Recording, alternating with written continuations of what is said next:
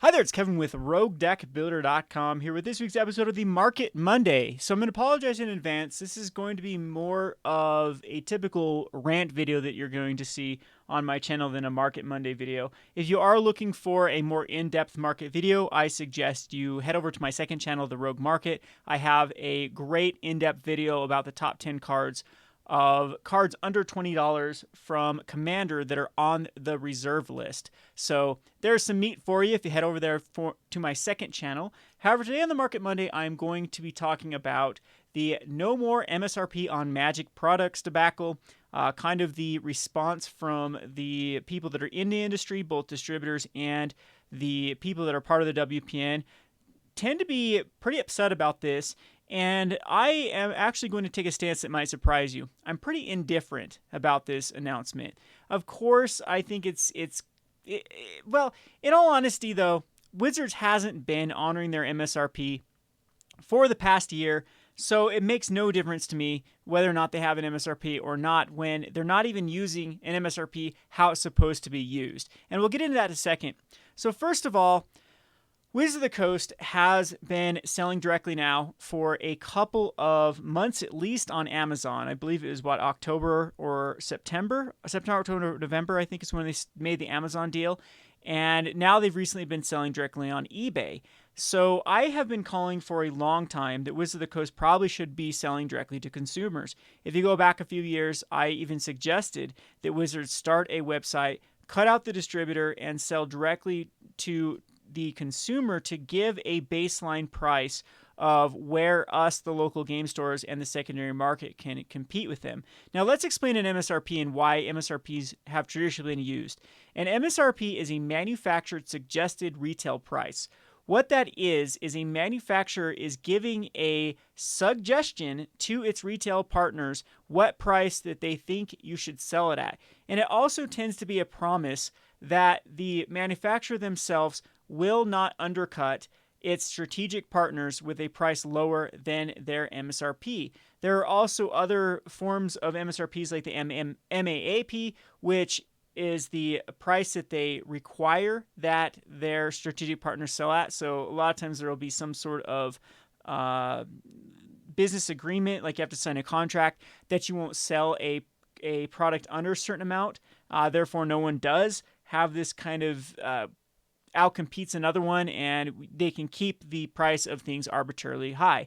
But those typically are hard to enforce. The legalities of them oftentimes get very you start to get into a gray area because that's just not how economics works. It gets into monopoly territory, not monopoly, but price fixing territory with things like that. And they're generally discouraged throughout the industry. However, MSRPs are pretty much encouraged by most secondary retailers as it gives them a sense of calm that the manufacturer will never outcompete them. So in the chain of how things used to work before the days of Amazon and Walmart and eBay, the strategic partners like local game stores, brick and mortars were very, very necessary for just everything in life.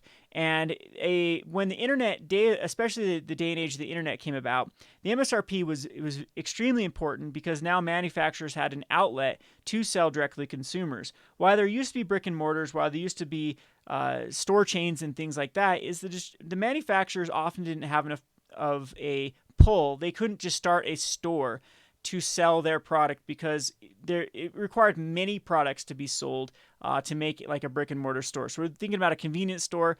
Tide couldn't just open up a convenience store and have enough traffic just to sell Tide. So therefore, Tide would need to sell products to a grocery store that would sell other products, but Tide would also tell the grocery store, hey, you never have to worry about us outcompeting you. Here's our manufacturer's suggested retail price. If we ever put it on sale, we will make up for that by selling it to you at a lower cost, and therefore the MSRP was honored. And it would also give some incentives for sales. So I used to actually work for Sears, and Sears, we would sell a lot of other competitors' brands in Sears, but the prices were always managed by Sears. And that's something that stores adopted later on is like, okay, well, we're just going to make a commission, say 10% of everything we sell, we take a commission, and we could care less where the price is. And therefore, the Tide, for example, would say, okay, we're going to put on this product for sale. It normally goes for $20. We're going to put it on $10, but it's our product that you're actually selling at a commission for us. And a lot of stores end up starting using that model so that they'd never get crushed by the manufacturer then outselling them. If the manufacturer was controlling the supply and they were just making a commission, then it was easy for them to have this sort of symbiotic relationship.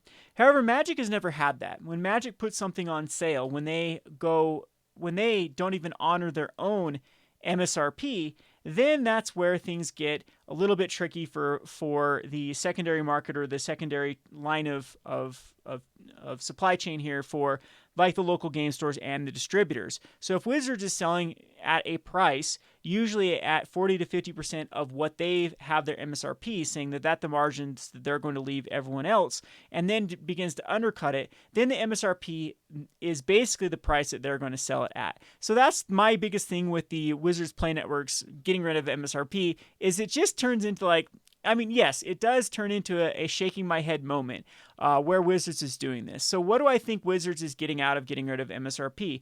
Well, A, it's going to allow a lot of their products to find the real world market price and sell at that market price a lot easier than trying to, put their finger in the air and try to figure out where a good MSRP should be. So sets, especially like master sets or secondary or the auxiliary products like the Jace's spellbooks, they don't need to give an overall value of them, like a public knowledge value of them. They just need to throw the products out there at, and I'm sure that their prices actually could go up and down to distributors as well as to the local game stores based on how much they think how popular the set is going to be. So the initial wave of products might be, we'll just say $14 for a pre-release. Well, they think this pre-release is going to be a little more profitable and it's going to have a higher demand. Okay, they're going to adjust it to 16 for this one. And okay, it didn't sell very well. Okay, we're going to go back to 13. So it gives them a lot more flexibility on where they can sell to their strategic partners, because there is no MSRP. There is no expected price that they want it to be sold at, and therefore there is no price at which they suggest the product is sold at, and then the market can then find that happy median of where to sell. I think Wizards of the Coast became jealous of the secondary market and even the local game stores, mainly to do with, I would say, Modern Masters 2017 was a big one, as well as Modern Masters 1.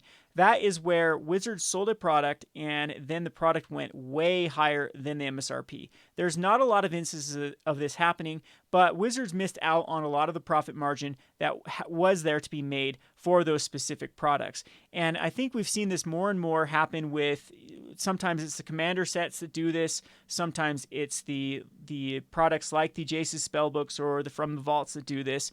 And whatever the product it is, Wizards seems to be cut out of it. It also gives them a bit of protection when they have a terrible set, that for them to be able to liquidate it a lot easier, let the market find that price of where they're willing to pay for it, and then just get rid of the product on the market directly, rather than having to go through the supply chain of distributors and local game stores. So for a business sense, it does make sense. However, I do worry about this being the nail in the coffin for its strategic partners of the brick and mortar scene or the distribution chains, as this takes away that safety of knowing where that Wizards is never going to outcompete them. Now we don't know what's going to happen on Wizards. You can already see that this MSRP was already dropped earlier. So I don't know why they're making this announcement.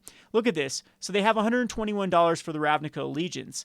That's the MSRP that they've kind of set. That's usually what the Amazon does do, is they give like the MSRP. You look over here at bundles, $40. Yep, that's the MSRP for bundles.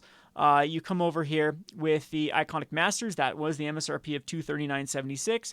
You even come over here to some of the sets that were recent, like Dominaria, and they have the $143.64, which exactly is the MSRP that they set for booster boxes. Again, that was the price that gets reflected when you have your rates that we would buy directly through Wizards, until they got rid of that, and then through distributors, you're usually on some sort of tier of what percentage off MSRP you're able to buy stuff from the distributors distributors. So this is all going out the door, and Wizards is being very disingenuous here. They already did this. They already set this little market price of 121.06. Where did they get this price? Again, this is coming directly from Magic the Gathering themselves. So this is the Amazon deal. We saw this also happen with the eBay, where they're able to fluctuate their prices of their masterpiece boxes depending on demand. And again, I highly, highly think this is the bad move. I think the MSRPs do have a purpose in the industry, and it is to give a sense of stability for the secondary supply chains to be able to know what price they should sell it at, where they're making profit. And it's also easy to reflect this onto the consumer. So how is this going to affect the market going forward? Well, first of all, it's going to go back to sort of a wild, wild west mentality of not knowing what things are worth. And we could see sets bottom out a lot quicker than they did before. Like really, we're seeing standard sets go from maybe $60 a booster box if they're very, very unpopular. And we could also see a little bit of runaway of things like Dominaria that tended to be more popular, having a more stable price of hitting those 110s, 115s, 120s a lot earlier than they did now. And it might have little to do with supply and more to do with demand. So keep that in mind. We won't have this stable market price. Now, we don't know exactly how Wizards is going to utilize this no MSRP. Are they going to keep their prices consistent with the distributors? Are they going to keep their prices consistent on Amazon? Probably not, because let me tell you how Amazon works. Amazon, when you sell through Amazon, you do what's called a price surrender. So Magic the Gathering has already surrendered the ability to control the prices of their products. And I think this has more to do with where the MSRP, why they want to get rid of MSRP rather than keep it, because they made this deal with the devil. They made this deal with Amazon, and now they can't honor an MSRP. So when you make a deal with Walmart.com and Amazon.com especially, I know those are the two big ones, as a company, you do a thing called a price surrender. And what that means is you tell Amazon how much you're willing to sell them the product for them to sell it on behalf of you, but you have no control over what Amazon sells it at. Now, Amazon already works at an incredibly low profit margin. When you have such a massive operation like Amazon, and you also have the Amazon idea of not making a profit. We all know that, people want Amazon to be investigated. They want, at what point does monopoly laws or antitrust laws come into play for Amazon when for year after year after year they have not claimed a profit? A little bit of a backstory about that is with the IRS, you are supposed to be profitable within 5 years, I believe. A business is supposed to show profit. Otherwise, you lose a lot of that the perks of being able to write things off on your taxes. Then they want to classify your business as a hobby at that point rather than a business, and make you pay taxes on all gains rather than just on your net profit versus your expenses. So anyway, Amazon is already flirting with that they have a very, very low if none, what they report to the IRS or report as actual profits, because they reinvest it into their business structure. Now, of course, they've lawyered up. They get away with that very easily. But what this does is it allows them to work on an extremely low profit margin. They are playing the long game. They are in the game of outcompeting everyone. And you can already start to see this reflected in the prices of Magic the Gathering. Now, I personally use Amazon a ton. You basically can get anything on Amazon cheaper even nowadays than what you can get on eBay or even Walmart for those type of goods. Even anywhere from clothing to hygiene stuff, I shop on Walmart. It comes free to my door. And that's one thing I need to make a video of, like why we should have loyalty towards local game stores versus other stores. I've talked about this personally with friends. Like, I don't really have any loyalty to the computer store down the street, or to the clothing store down the street as well, or to Walmart. I don't really have loyalty because they don't offer a service other than selling me goods. So I can go to whoever sells the goods cheapest, and they've earned my wallet's loyalty.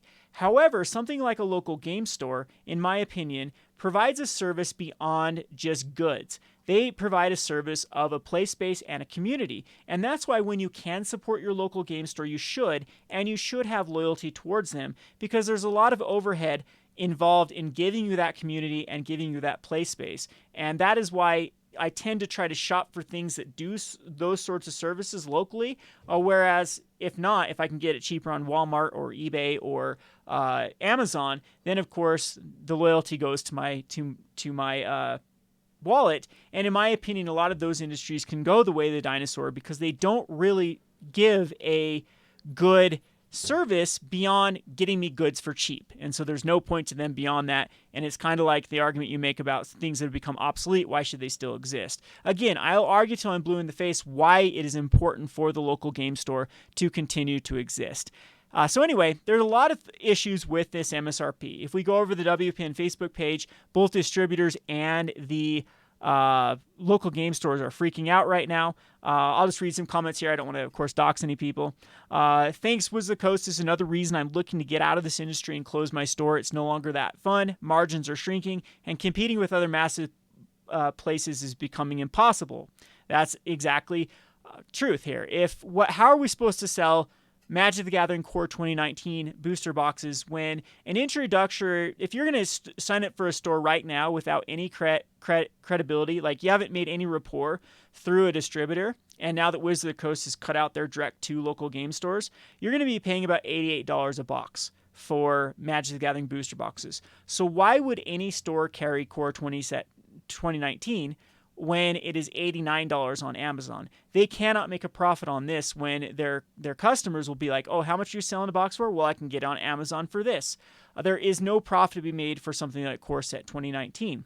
Unless Wizards themselves can then readjust it and say, okay, Core 2019 is going to go on sale based upon how much we're selling on Amazon, then I'm okay with this deal. But as is right now, it seems like that there is, as far as the booster boxes and booster packs, which are the bread and butter of most things. Like I use booster boxes and booster packs as what we call a loss leader to get people into my store. I don't make profit on them. I'm hoping they're going to buy other things that I do make profit on. But that is kind of a sucky position to be in when that is by far the most sold product. Booster packs, even for me, using them as a loss leader and not making profit, by far are the things we sell the most of. So the vast majority of money that I am earning from my, or the vast majority of sales that I'm making with my customers actually does not translate into profit. It just translates into a loss leader to get people in. And so again, that is a very bad situation for local game stores when they've already cut this down all the way down to the cost of goods for something like Core Set 2019.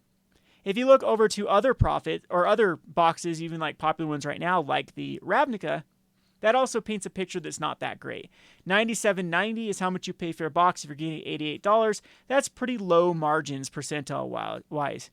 If you look over here to Ravnica Allegiance, the brand new set, $96.75. Again, that's a pretty low margin. And I think we're going to see this across the board. We've already seen other companies follow suit like Fantasy Flight Games and Z-Man Games. I know sell directly on Amazon and are already getting rid of their MSRP. I think that we'll start to see them get rid of those off the boxes. If you flip over a box of any booster or of any board game, usually you'll see in the bottom right corner a suggested retail price on the box. Well, Z-Man Games and Fantasy Flights have already, see if we can actually do Fantasy Flights here. If we can go, and you can see that Fantasy Flights directly sells on, so if you look at Cosmic Encounters, their Fantasy Flights are already selling under their own MSRP for $46.87. So again, this isn't just a problem towards Magic the Gathering. This is industry-wide. We're seeing more and more people sell directly to Arkham Horror. That's almost 50% off MSRP. I think so. If this is the price that I buy from distributors, I'd make no money on this board game. So again, it's very, very, this is getting really, really terrible for local game stores where not only booster packs or booster boxes have to be a loss leader. At this point in time, what can they actually sell to actually get a decent profit? Snacks? I mean, that's where we've come to. It's really, really terrible position that local game stores are going to go the way of the dinosaur unless they can somehow provide another service that people are willing to pay for, like food sales, which is, again, most local game stores are not set up for that. Most of them didn't want to be a restaurant to begin with, but that's just the harsh reality of life with the MSRP not being honored. So again, I need to bring this back to home of where we're going. Let's read over some other comments. They're actually banning people now on the WPN site for speaking their outrage.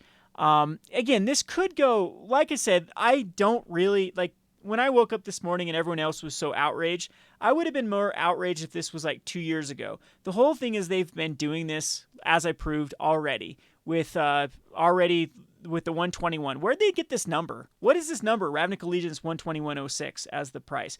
Was that the highest price they sold it on Amazon at the very release? That is a very weird number comparatively to the rest of the numbers I've seen on Amazon. So I'm thinking this is going to be the case. I'm thinking they're going to follow these prices directly on Wizards of the Coast as well. They're going to sell at what the market value is rather than try to even honor the MSRP. And this does spell disaster for your local game store. So that's kind of my advice to you. If you want your local game store to survive, personally, I don't think that they are going to be able to survive. With another thing that Wizards announced is they're getting rid of leagues. I know leagues weren't very successful in some stores, but by far in our store, leagues are the most popular thing. We get a lot of participants, which leads to a lot of sales, which also leads to, at the end of league, our ability to buy a lot of singles for cheap. Because then people have a lot of cards in their league decks that they don't want anymore because they only wanted them for their league, and then they sell it off. Just a little bit of an example of what a league is. Wizards Sanctioned League was you start out with 3 packs. Every week or every 3 losses, you're allowed to buy another pack and put it into your league. And Wizards used to support those with promos and boxes for you and other promotional materials to get people in the league. They're discontinuing league, and that's just another thing that local game stores won't have access to. With Grand Prix getting pre-releases, or what we call Magic Fest getting pre-releases, often before stores have the opportunity to. So some of them will be, we're thinking, a week in advance before local game stores are allowed to do pre-releases. And digital is already 2 to 3 days before for pre-releases as well. It's really not that. There's really nothing that local game stores have as an advantage over other venues in Magic the Gathering. Speaking of WPN, there's stores that don't even have WPN. It used to be required to buy Magic the Gathering products from distributors. You'd have to be part of the WPN. They haven't really cared about that for years. Any Joe Blow can go sign up with GTS right now and say, hey, I got $2,000 to buy booster boxes, and GTS themselves will sell you booster boxes at a really discounted price. No brick and mortar, no business license required. You just make a deal directly. You can do that with Sports and More as well, which we think is a distributor. I think I know which distributor they are. You can make deals with them to get cheap products. I know that's how people like Desolator Magic and Rudy have stores, quote unquote stores. I like to use the quotations because a lot of them don't even provide play space, and a lot of them don't even have like business hours. They are just like online only stores.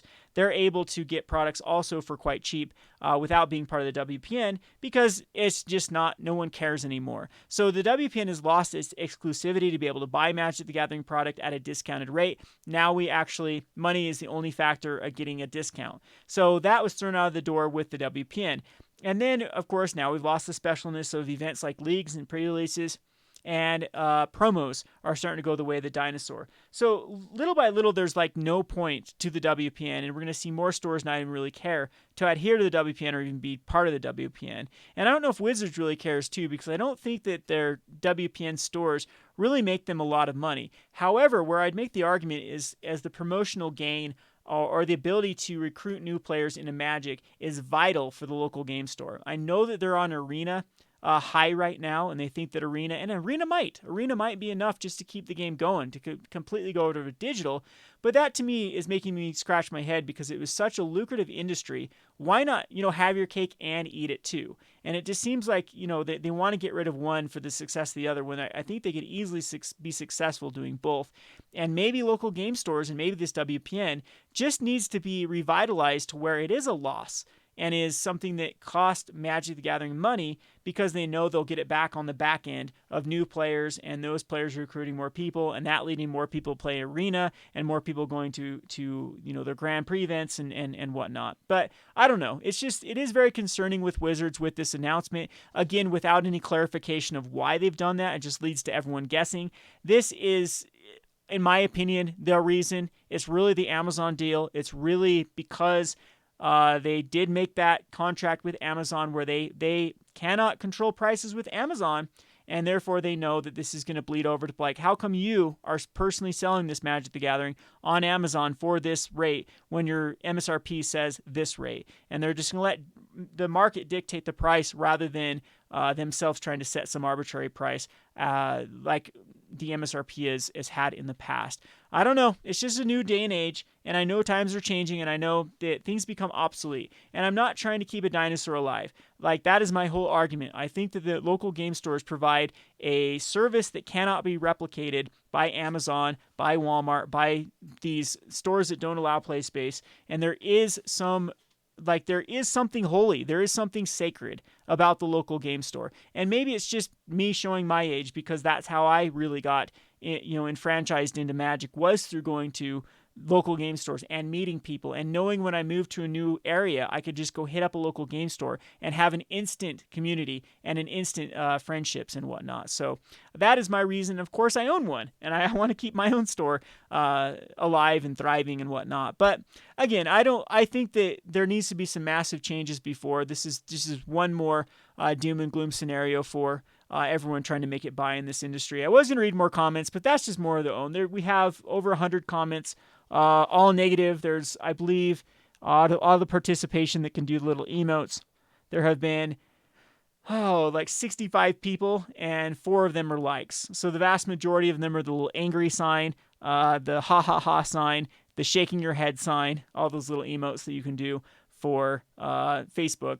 And yeah, people are not happy. Your local game store is probably not happy. They could use your business right now. They could use their encouragement. They could use some thank you by shopping there rather than purchasing things for a couple bucks cheaper on the outlets, so you can get them for cheaper. Anyway, again, this wasn't much of a market video as far as picking cards and whatnot. I do have a video over at the Rogue Market. I'll leave links in the description below from my Rogue Market channel about some investments, and we'll get back to the normal Market Monday. I did want to cover this topic. If you're looking more in depth of this topic too, my friend MTG Purple has done a video, as well as there's other people that have talked about this MSRP debacle and why it matters. Again, the TLDR, in the scope of things, this has already been going on. This is nothing new. The MSRP is obsolete anyway. It's just frustrating to finally get that announcement when a lot of people were hoping for the opposite. They're hoping for, Wizards honoring a higher price and not competing directly with the local game stores, which is unfortunately not what we're seeing. So hopefully, all in all, that just the more people this brings into Magic, the more people enter going to game stores, because there's always that demographic that wants it now, that are willing to pay more. And that's why brick and mortars for other industries continue to survive, is because people don't want to wait the 2 days for Amazon Prime to get there. They want it now. They want it in their hands. And I'm hoping that can be kind of the sales that leads to the game stores. We have a lot of those customers. They don't want to wait. They don't want to do the work themselves. They want it right here in their hands right now. But anyway, that might be a little too wishful thinking. This has been Kevin with the Rogue Deck Builder. Thanks for watching.